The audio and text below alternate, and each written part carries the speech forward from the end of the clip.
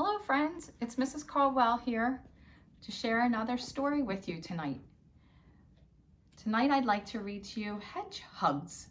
It's about two friends who happen to be hedgehogs. Hedgehogs are related to porcupines, and they like porcupines, they have sharp spiky quills. Their sharp spiky quills though create a problem for them.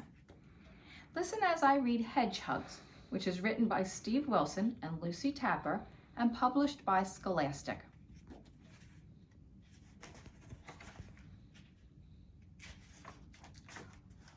Horace and Hattie are the very best of friends. There are so many things they like to do together. They like to search for four-leaf clovers in the meadow. They like to make daisy chains in the shade of the old oak tree. They like to splash in puddles on the lawn. And sometimes they like to have a tea party by the river. When Horace is busy, Hattie puts on her tutu and dances in the bluebells. When Hattie is busy, Horace searches for spiders in the woods. Horace and Hattie are the very best of friends, but there is one thing they cannot do together. They cannot hug. They are just too spiky. They have tried lots of ways to hug.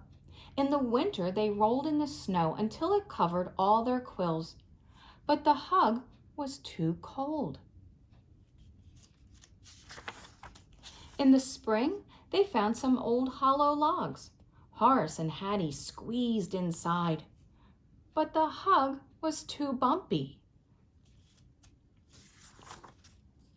In the summer, they stuck strawberries on their spikes, but the hug was too sticky. In the autumn, they covered their quills in crunchy, crispy leaves, but the hug was too scratchy. Poor Horace and Hattie. Then one day, they found something very interesting. It was soft. Was it a hat?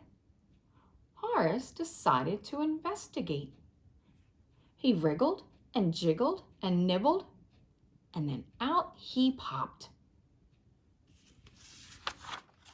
Hattie thought Horace looked very funny, but then she had an idea.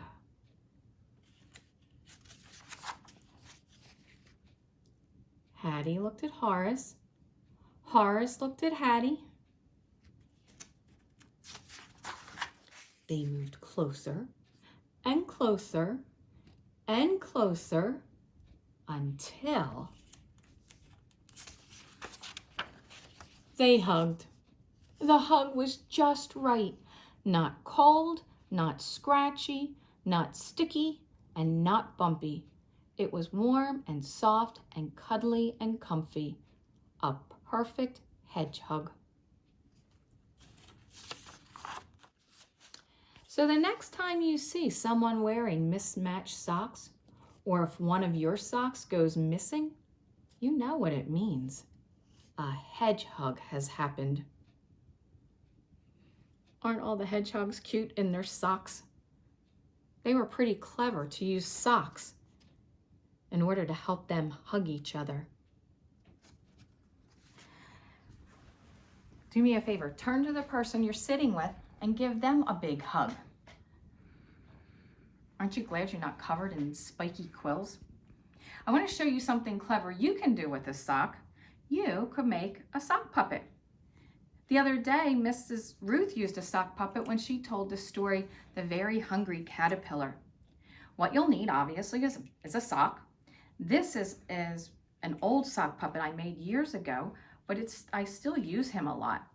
So you can see here's the toe of the sock, here's the heel of the sock.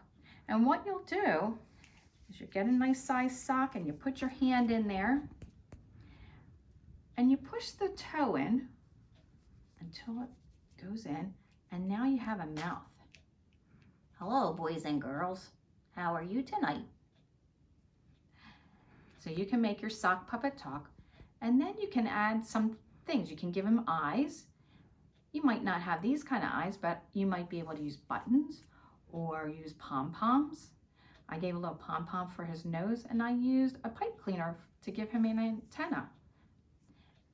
And then you can put on a puppet show for your mom and dad. Friends, we really miss you at school, and we hope you're doing well. We hope you're having fun and being good for mom and dad. We can't wait till we get back and see each other again.